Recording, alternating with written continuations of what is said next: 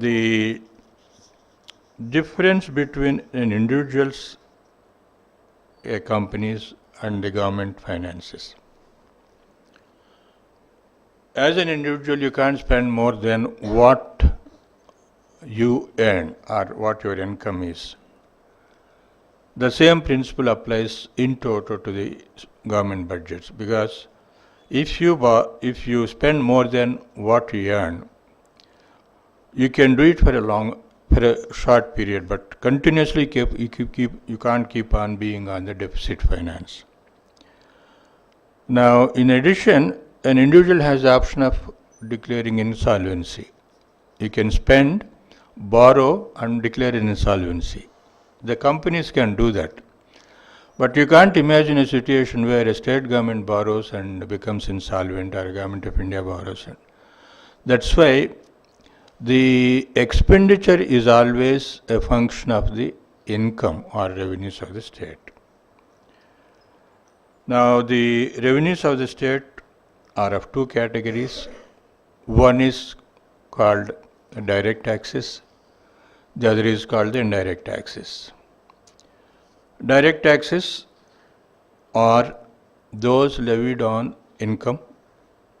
Originally it was income. Later on we have developed what is called the corporation tax. Corporates also have income, so that also is taxed.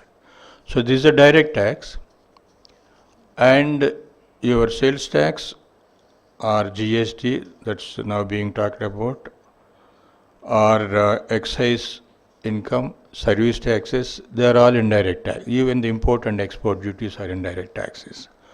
So taxes are broadly direct and indirect. Then, while state governments are controlled by the Government of India under 293, who controls the responsibility or sense of responsibility of Government of India? Now, you have now, in the days of globalization, the people who are feared most by the countries are the rating agencies. Now, if the Moody's or the rating agencies are mostly from America, they are Fitch rating, Moody's, Standard and Poor. All the three are from USA. Now, if they say Indian economy is in doldrums, there will be no flow of funds, what we call the foreign direct investment or even other kind of funding. So, the rating agencies watch your health and say that this country is given this rating. Now, the second is you are a member of the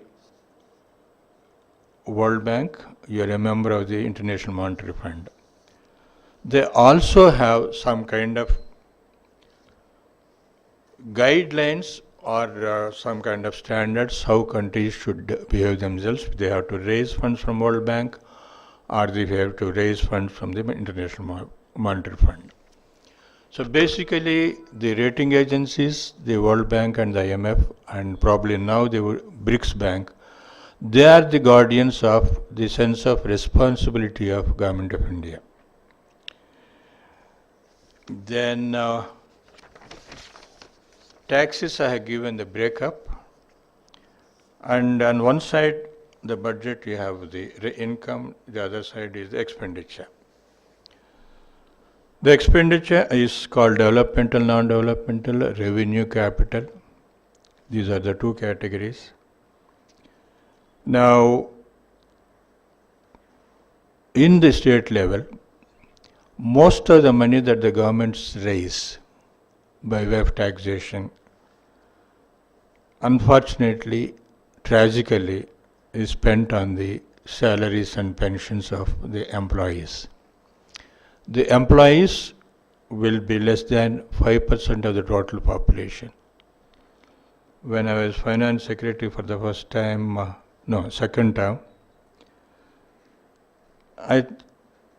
every time somebody comes and asks for additional funds, I say there is no money. I ask myself, why am I saying there is no money? So I try to analyze where is the taxes money going. And I found to my shock, 82% of the taxes raised by the state government is going for salaries and pensions. So for a 5% population, we are spending 82%. For the remaining 95%, we are spending 18%. Then I tried to find out why this happened. Now the recruitment of employees is to be regulated by a number of things. But people, the officers, the ministers, they keep on recruiting without following those regulations, then come to the government for regularization or ratification. So I appoint my colleague, son, or my own relative. I take money and appoint somebody and then come to the government and say, in the exigency of work I have appointed. And it was rising at the rate of 15-20%. So then what we did for the first time at that time, because I was lucky to have a very, very sensible Chief Minister, Mr. Vijayabhaskar Reddy. I said, we'll have an act to say that the appointments will be strictly controlled, and what are those provisions we built in there? If anybody employs without a sanctioned post, and if he doesn't follow the procedures, the salary of the person whom he appoints will be recovered from his salary, and he will be prosecuted with a minimum sentence of 6 months. No chief minister in the country would ever have agreed to this but for that great man. So that act we passed, and after that there is a decline in the numbers of employees, and there is more money for the public for whom the taxation is meant for. So one is the major chunk of the expenditure is your salaries and pensions. Recently you have found the 6th Pay Finance Commission, 7th pay. The cost of that is a lakh of crores or something like that. But the pressure is more at the state level than at the Government of India level. The second major item of expenditure is we keep on borrowing at both the levels. So we have repayments of the principal amount and we have the interest payments. And then there are others, major sectors like agriculture, irrigation, roads, housing, and the things are now going on increasing now. So the expenditures are in that sense there, but in the case of taxation, in addition to the direct and indirect taxes, you also have what levies. You have education cess, you have registration stamp duties. When you register property, you have to pay the money. So there are supplementary this thing, but in the case of state governments, particularly in Andhra Pradesh and Tamil Nadu, there is what is called excise duty. On sale of liquor, you levy tax, and you license for selling through a kind of a royalty system. So in Andhra Pradesh, for example, number one tax is sales tax, the second is the excise duty. You have motor vehicle tax and some other small little taxes. But in the case of Government of India, it is a corporation tax, it's income tax, import duties, export duties, and you have royalties on the minerals. Then comes I was mentioning about this act where the financial regulation is to be governed. It's called FRBM Act. It was passed in 2003. The discipline is that the fiscal deficit should be 3% ideally. Now, that's the target. If you fail in that, the rating agencies will watch you. The IMF will watch you. The World Bank will watch you. So you're always governed by that kind of pole star. But it is still not fully achieved. This was sort of amended, this act, in 2000, up to 2009. State-center relationships. Major taxes or sources of taxes are with the Government of India, income tax and corporation tax.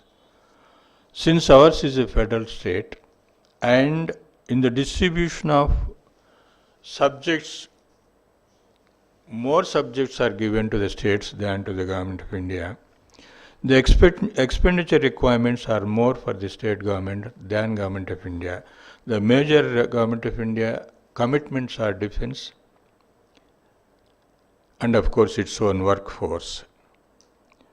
But in the case of state government, major functions, agriculture is with them, education with them, and roads are with them. Much later, of course, they have come up with the increasing of the national budget for roads, national highways. So to see that there is some devolution, the word used is devolution, transfer from the Government of India to state government, we have what is called the Finance Commission. Now this Finance Commission is not left to the sweet will of the Government of India. It is incorporated in the Constitution itself. The Constitution says, for every 5 years there will be a Finance Commission. It will advise the Government of India how much share of the taxes collected by the Government of India is to be retained with them and how much is to be shared with the state government. It also says when you decide the ratio between the Government of India and the state government, among the states share how much it will be distributed and in what proportion. So it says the share between Government of India and state governments is this, and within the state share, each state will have a certain share, and that's also governed by certain criteria.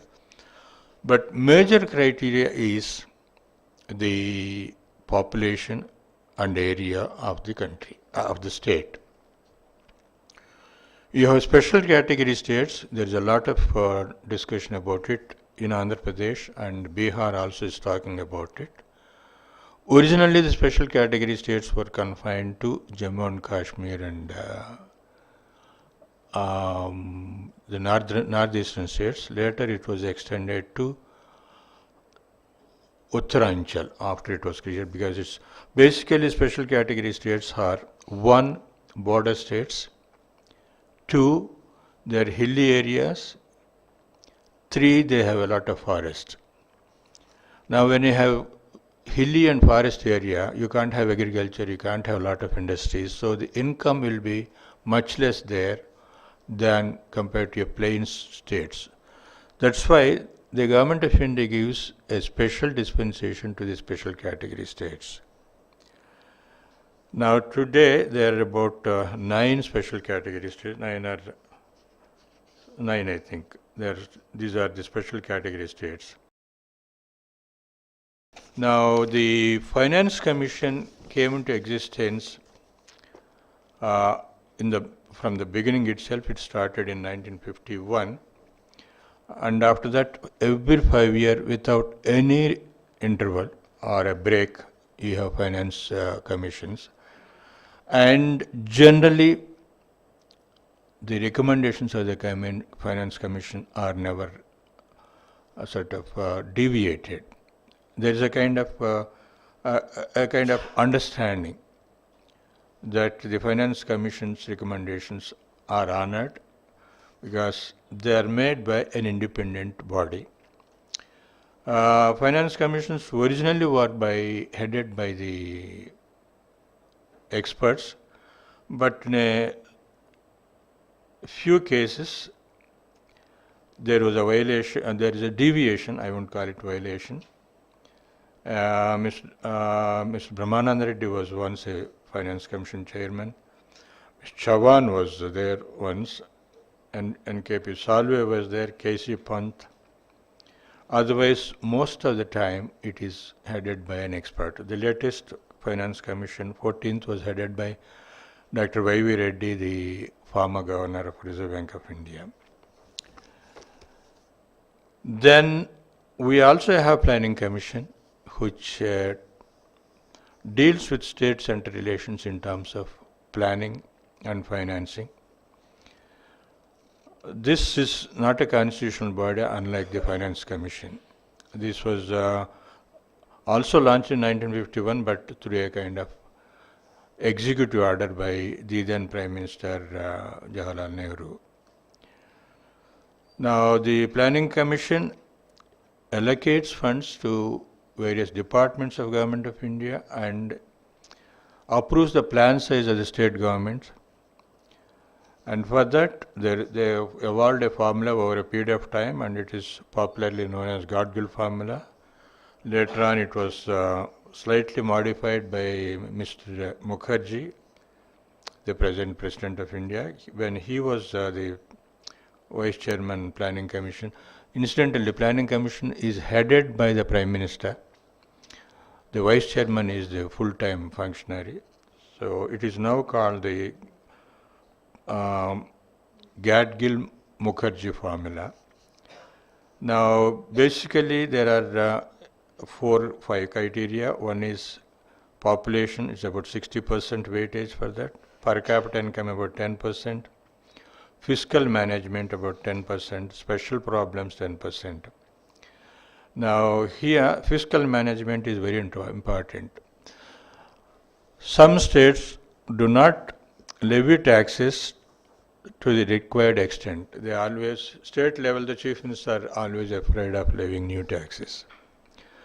So, the Planning Commission rewards states which tax more than those states which tax less. That's why this 10% is a kind of incentive for states which levy taxes and increase their revenues. Then we also have an animal called a National Development Council. This is also not a regulatory body. Now, this was started in 1952 again as a kind of informal body. This is headed by the Prime Minister. All the chief ministers are members. In addition, you have the central ministers also. Now, there is one more body called the CAG, Controller and Auditor General of India. He is also a kind of an organization which regulates both the Government of India and the state governments. Why do we need a CAG? Now, the CAG is basically a kind of watchdog of the efficiency of expenditure. You collect money from the people, and unless it is spent well, you are not doing a good job. And the people in power are not likely to say that they are not doing a good job. So you must have an external agency to see how well the expenditure is being incurred by the state governments or the Government of India. And CAG again is a constitutional functionary. Article 150 prescribes that there should be a CAG and he should be an independent body. And again here also, luckily for us, most of the CAGs have been very, very independent. And the last one was the most troublesome. He went on creating problems. That's what the Government of India felt. But he said, how was the spectrum auctioned, how were the coal mines auctioned, what's the loss they have incurred, and so forth. So CAG goes into the expenditure efficiency. He also goes into the loss of revenue if state governments sort of give it away as a kind of patronage or for a consideration. Then You have the concepts of GDP, that is, what is the wealth of the country created in a particular year. And fiscal deficit should be 3% of that. In the budget, you also have what is called the performance budget, charged budget, voted budget.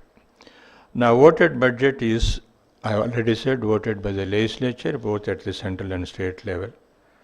Charged budget is, there are institutions whose expenditure should not be at the mercy of the legislature.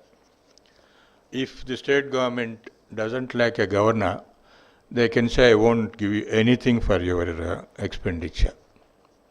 They can say the president, I will not give anything to the president. They can say, we don't give money to the judges' salaries and so on.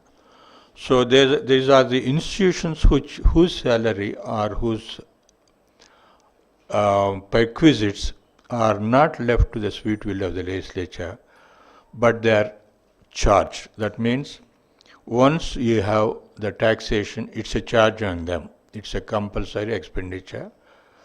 So moto they have that kind of right. This is called the charged expenditure. We will look at local bodies, because the three-tier system we have covers the local bodies. The local bodies are again of two categories, urban and rural. At the rural level, in Andhra Pradesh, it's a three-tier. That is at the district level. We call it mandal, but what is otherwise is called the Panchayat Samiti level and the Panchayat level. The Central Finance Commission also gives grants to local bodies, because they found that the state governments are not really very fair to the local bodies. In the federal system, the state governments keep on crying foul that Government of India is taking away all the powers of taxation and they are not giving them enough. But when it comes to the state government giving money to local bodies, they care much less. That's why the Central Finance Commission gives some devolution to the local bodies also. After the 93rd, 94th amendments, where Mr. Rajiv Gandhi felt that there is a need to strengthen the local bodies, we also have the State Finance Commission. But the State Finance Commissions are not really that respected, nor are they constituted always on time. The recommendations are really not taken seriously, whereas Central Finance Commission's recommendations, they have no option. So the central finance, what are the sources of income for the states? I told you the sources of income for state and Government of India. Now for the state government, the local bodies, it is property tax. They levy tax on the houses situated within their limits. Now you have entertainment tax if there is any theatre or a kind of temporary regular theatre or a temporary entertainment facility. They get the entertainment tax. It is collected by the state government, but then 90% of it goes to the panchayats. Then you have the seigniorage fee. If there is any mineral extracted within the panchayat limits, that money goes to the state government. Similarly, the stamps and registration income from that village goes to the the local bodies. In addition, new sources are coming up, and that is the rural water supply schemes are built by the state government from their budget. Then of late, the employees of the Panchayat Raj bodies and municipal bodies other than the corporation, their salaries are met by the state government. Earlier they used to meet salaries from their own income. Initially, the other day I was having a chat with one of the presidents of Sarpanch. I said, what was the original source of income in the initial days? This Sarpanch is from my mother's village. He said the income of the village panchayat was the sale of grass on the tank bunds and the fish caught from the tanks. These are the only two sources. But later on, of course, they were given the power of the property tax and all other things which I mentioned.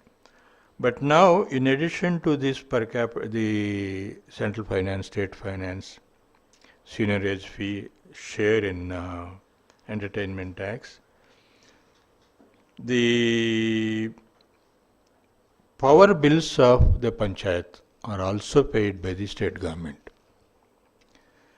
Then you have the MLA's discretionary grant. I don't know how many states have, but here we have. An MLA gets 1 crore per year. He can spend anywhere he likes within his jurisdiction, but not on anything he likes, but there are certain items of expenditure that are laid down.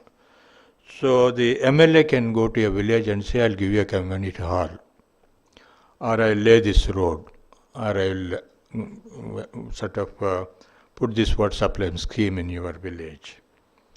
Similarly, you have the MP lads. MPs also have discretionary grant. That money also is spent in some other village. Most of the time it's spent in the villages.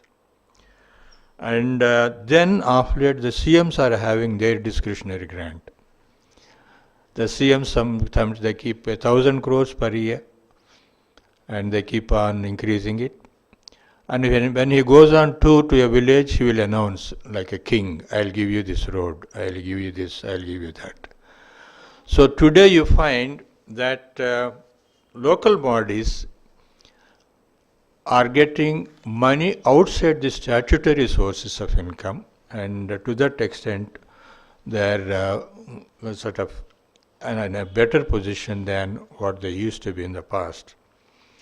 And in addition to the CM's grant thing, the way I have misused, I can tell you, in my village there is not a single road which is not a cement road, not even the by-lanes. How do we do it?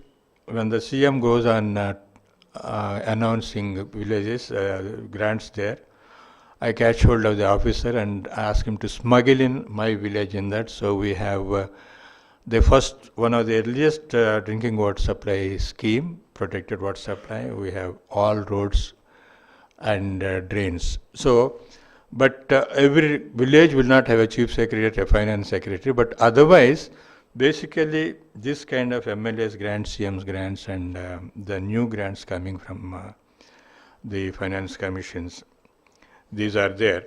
Just for your curiosity, I have collected the amount that the 14th Finance Commission has recommended.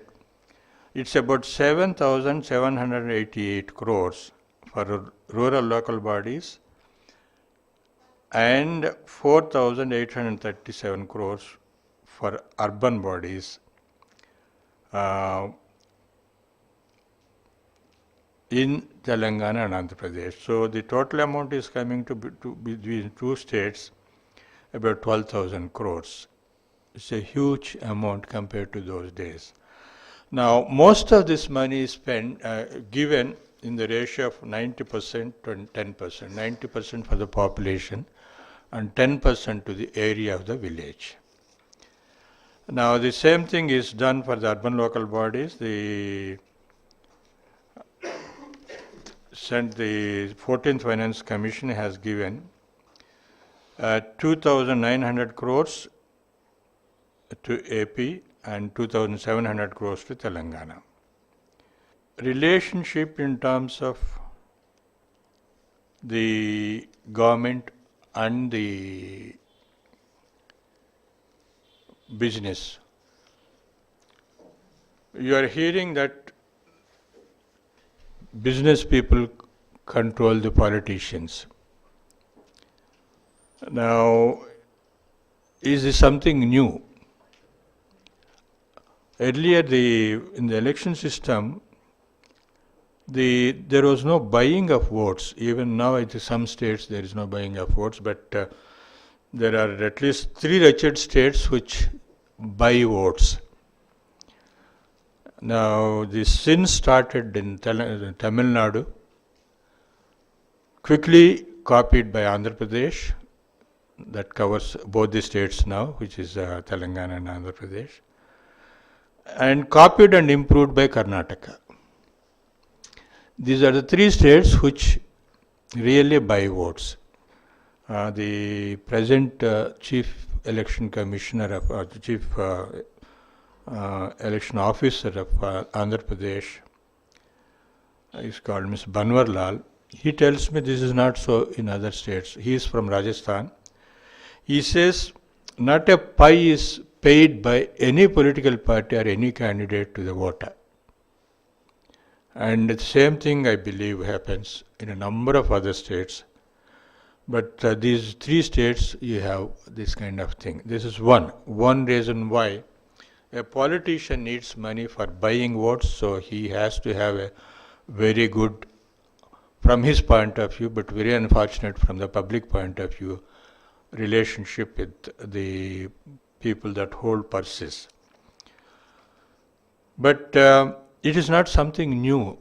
Buying of votes may be one, but there are various other things which link the political functionary with the businessman. Now, I was reading a book called The Business and Polity, written by Mr. D.N. Ghosh. He is a IA&AS officer of very eminent status.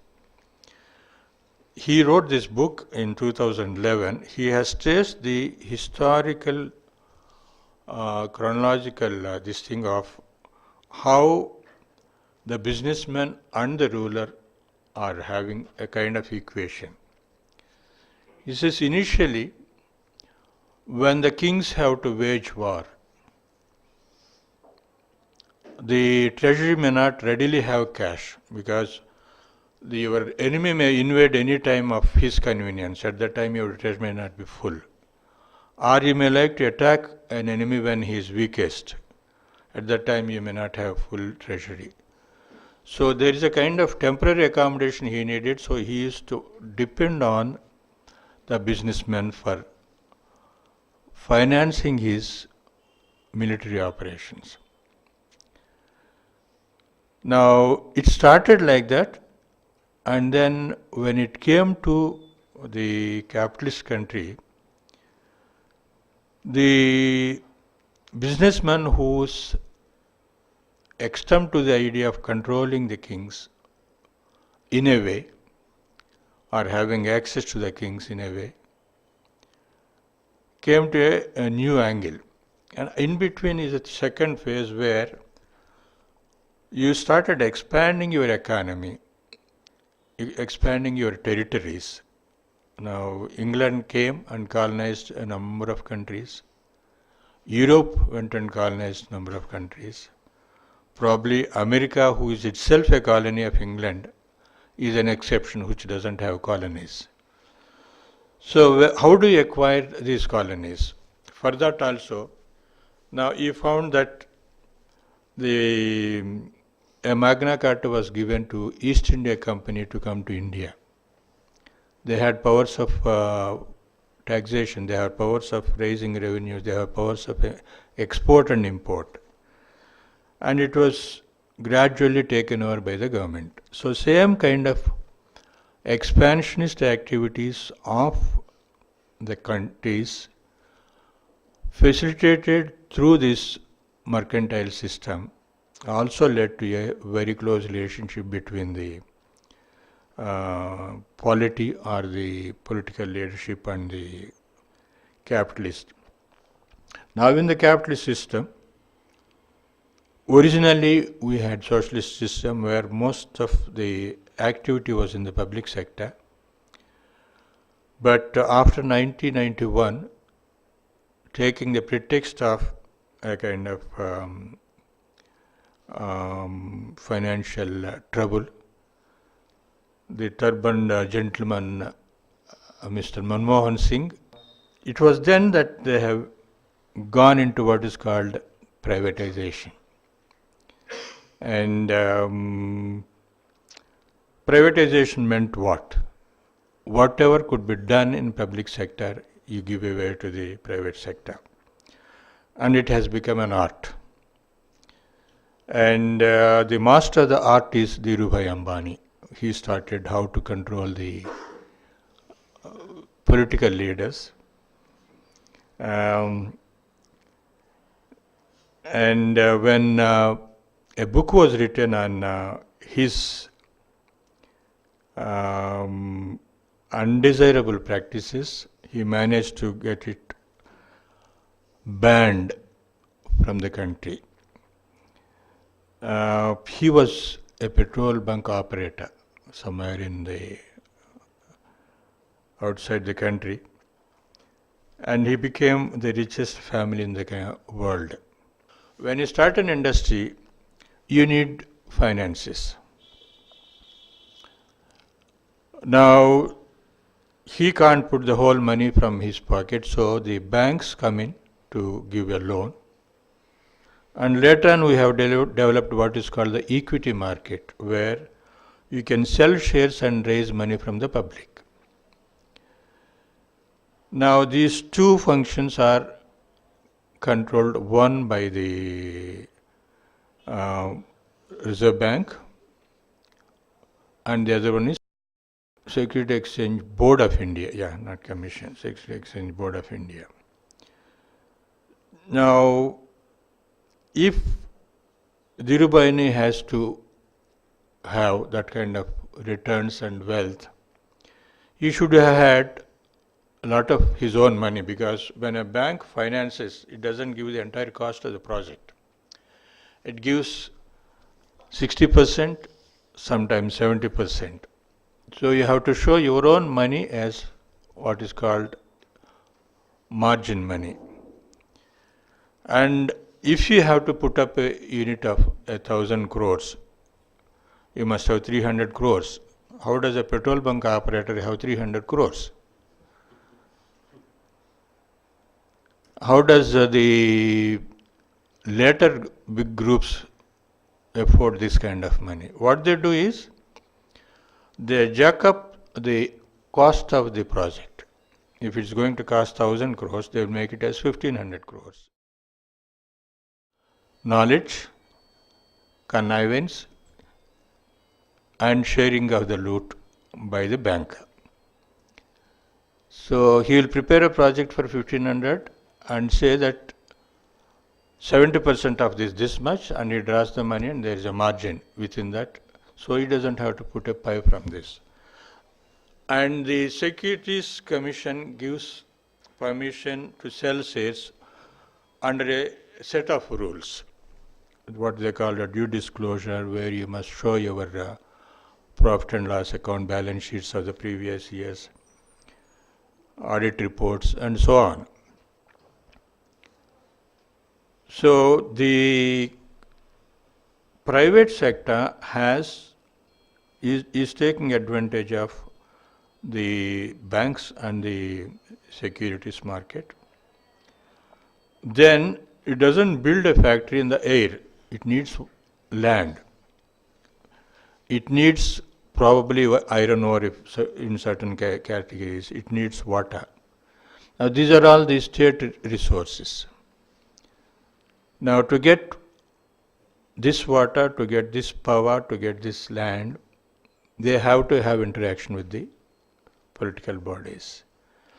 That's where the nexus between the polity and the business is growing, thriving to dangerous levels from the point of view of the public. When the budget is formulated, what kind of tax should be levied, what degree, what rate of taxes should be levied, these people influence a lot.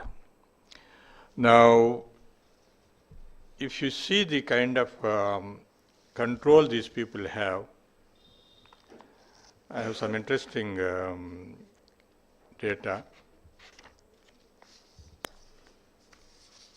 The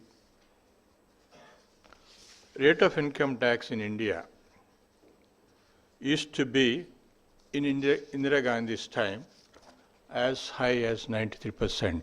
Of course, it's not uniform depending on the slab of income. But later it came down to 77 in 74, 75.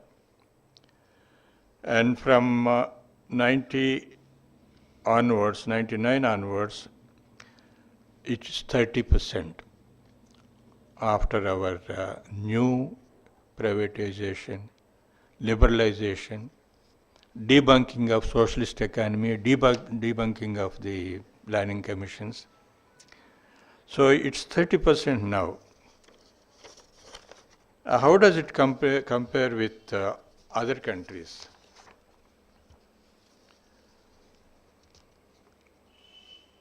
Now, the highest taxation rate on the income is Japan, 50%. Then China has 45%. UK has 40%. Countries like USA have 35%. So we came down from 77 to 30%. Why? Because we felt that if you reduce the tax, there will be an incentive for them to pay tax and not create a black money. Now, since there is a provision in the Constitution which says that existing levels of concentration of wealth should be reduced, and there should be no further concentration of wealth and access to the resources of the country. Now, since 1947 till today, what's happening is exactly the opposite. India is third in terms of having maximum number of billionaires. No country, to my knowledge, has a constitution which says that it is the job of the country or the government to bring down concentration of wealth. There's only one country, that is India, which says that your job is not to allow concentration of wealth or access to opportunities and resources.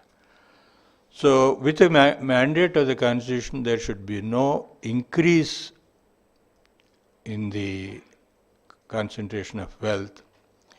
We have reached a stage we are number 3 in terms of number of billionaires. In other words, the Constitution is kind of completely ignored. Who is doing this? Now, in a number of countries, we have inheritance tax. When Ambani Dhirubhai dies, that wealth doesn't go only to his 2 sons.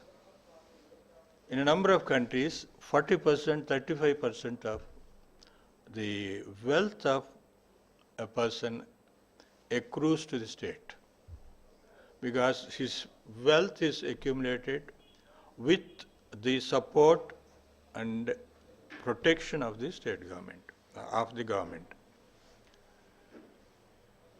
Support in terms of, as I said, the funding, resources.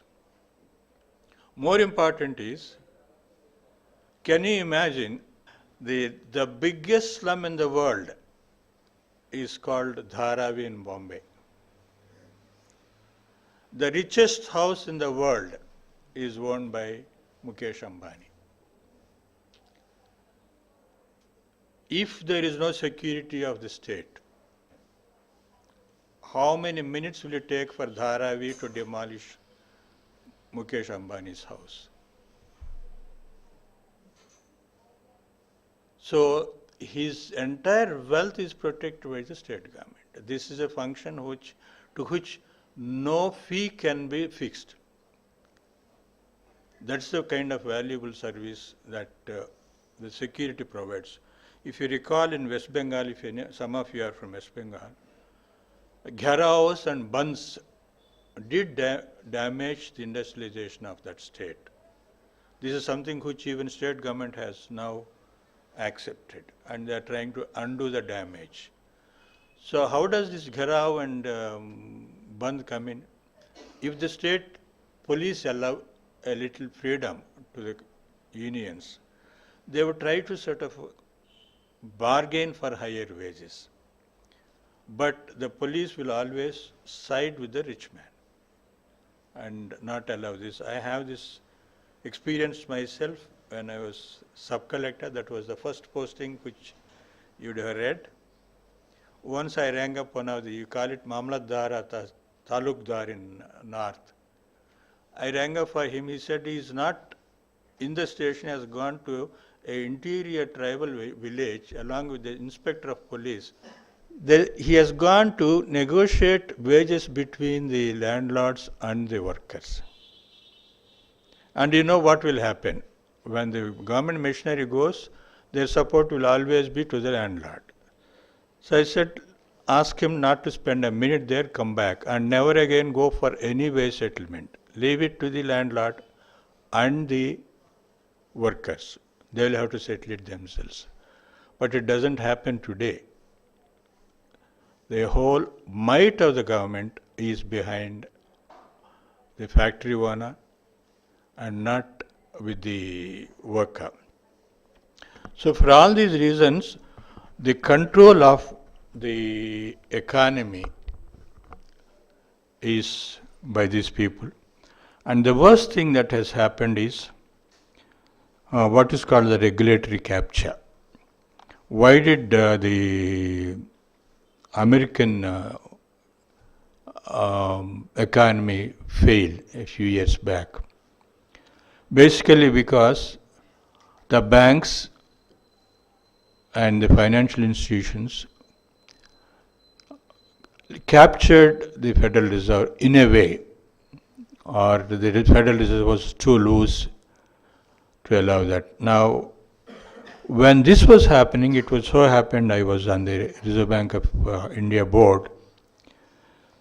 We expected similar trouble in Andhra Pradesh, and the credit mostly goes not so much to the board but to the governor, Dr. Y.V. Reddy. In America, the housing bust was something which you all heard about. So the Reserve Bank anticipated there will be similar expansion of housing activity, and there will be more supply than demand, and the sector will collapse like in England, like in America. So he said they will have to make greater provision for bad debts in the case of housing, unlike other sectors. So you take advance precautions, it's possible to save that economy. In fact, a system where all the finance ministers, all the central banks have conclaves. And Stiglitz, one of the very well-known economists of America, said, Dr. Y.V. Reddy was participating in that conclave. He said, if we had a governor like Y.V. Reddy heading the Federal Reserve, America would not have gone bust in 2008. Now, this is called the regulatory capture. You capture the regulator and you do things in your own individual or your company's interest, putting the public interest in jeopardy.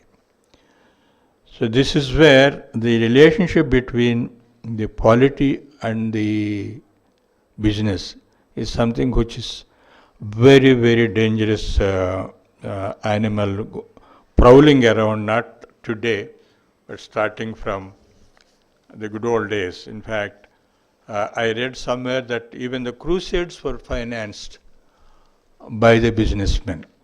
Because when you crusade is nothing but you take over another place.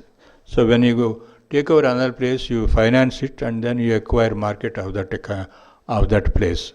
So an expansion of the market is the ideal of the businessman, and expansion of the territory is that of the polity. So they are sort of made for each other in a way, unfortunately. But